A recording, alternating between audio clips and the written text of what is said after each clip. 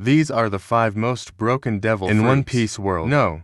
5. Glint fruit grants Admiral Kazeru the power of light moving at light speed, emitting laser beams. Kazuru's mastery over light makes this Logia a dazzling force. No. For the tremor fruit, previously owned by the Whitebeard, lets you rock the seas with earthquakes and tidal waves. It's like having the ultimate power to move, make waves, and shake the seas. No. 3. The Apop in fruit, the hands of Trafalgar Law, turns the battlefield into a surgical arena. This Paramecia wonder allows him to manipulate everything in a designated zone. But the most broken ability of this fruit is that it can grant eternal youth to a certain person at the cost of the user's life. No.